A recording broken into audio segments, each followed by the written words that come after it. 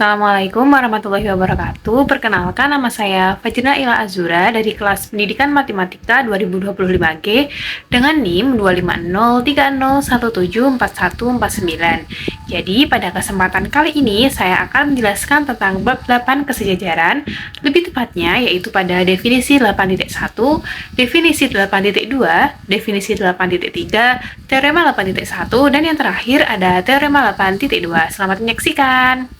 Sebelum kita memasuki pada definisi, jadi di sini ada gambar. Nah, jadi pada gambar berikut terdapat garis A, kemudian ada garis B dan garis C yang terletak pada bidang E.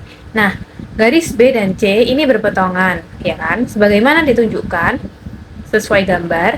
Kemudian A dan B, garis A dan B ini tidak berpotongan.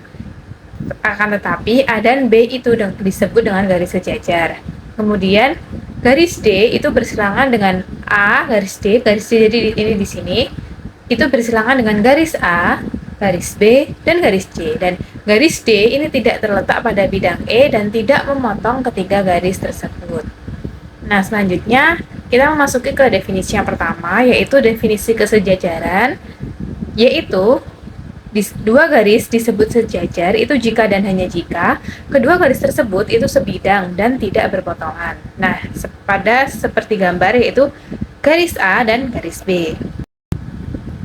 Kemudian selanjutnya definisi 8.2 atau bersilangan, yaitu dua garis disebut bersilangan jika dan hanya jika tidak sebidang, yaitu tidak berpotongan dan juga tidak sejajar. Nah, simbol yang digunakan untuk menunjukkan bahwa dua garis sejajar itu adalah simbol seperti ini, teman-teman. Kemudian garis AB itu sejajar dengan garis CD, menunjukkan bahwa garis AB itu sejajar dengan garis CD. Jadi simbol sejajar itu seperti ini. Nah, simbol yang digunakan, sedangkan simbol yang digunakan untuk menunjukkan dua garis tidak sejajar itu adalah seperti ini. Nah, jadi simbolnya seperti ini. Kalau contoh yang bersilangan pada gambar itu adalah pada garis D. Jadi garis D ini bersilangan dengan A, B, C, sehingga garis tersebut itu tidak terletak pada bidang E dan tidak memotong ketiga garis tersebut.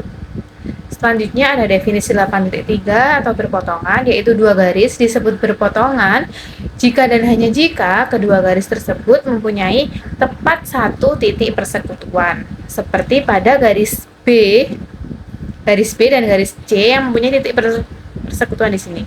Nah, seperti itu. Selanjutnya ada teorema 8.1. Jadi teorema ini berbunyi, jika dua garis sejajar, maka garis-garis itu terletak tepat pada satu bidang. Nah, jadi di sini dapat diketahui, kita memakai simbol garis L dan garis K ya, teman-teman. Jadi diketahui garis L itu sejajar dengan K. Nah, yang dibuktikan itu tepat ada satu bidang yang memuat L dan K. Nah, bukti yang pertama, jadi jika L dan K ini sejajar,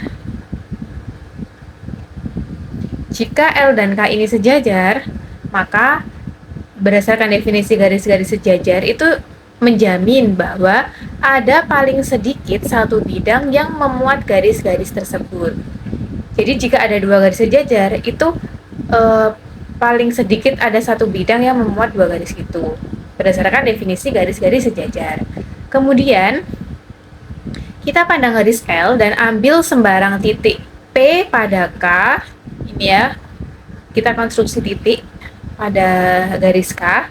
Nah, sehingga berdasarkan teorema 2.3, yaitu diketahui garis dan titik itu di luar garis, maka ada tepat satu bidang yang memuat garis dan titik itu, sehingga kita dapat mengatakan bahwa garis L dan titik P itu tepat pada satu bidang sesuai dengan teorema 2.3 tadi. Nah, karena sembarang bidang yang memuat L dan K itu juga akan memuat P, maka ketunggalan bidang yang memuat L dan P itu juga ketunggalan untuk L dan K. Sehingga teorema 8 ini terbukti bahwa jika dua garis sejajar, maka garis itu terletak tepat pada satu bidang.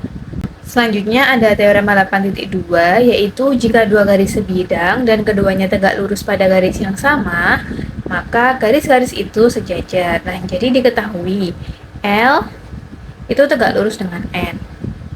Nah, titik perpotongannya ini kita namai dengan titik A.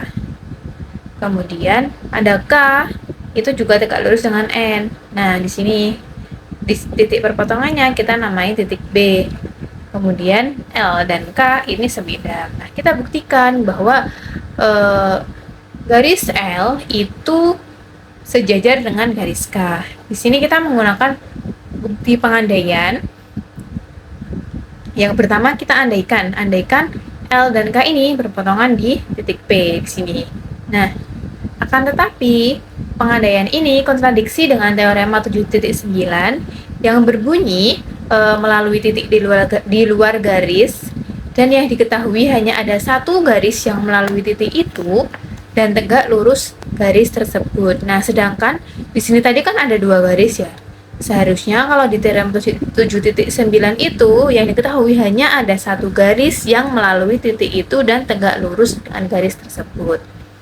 Nah, karena A, AP, dan BP ini keduanya tegak lurus dengan N, oleh karena itu L dan K ini tidak berpotongan berdasarkan definisi 8.1, yaitu kesejajaran. Jadi terbukti bahwa L itu sejajar dengan K. Sekian pemaparan dari saya. Apabila ada salah kata, mohon dimaafkan. Terima kasih semuanya sudah menonton. Bye-bye.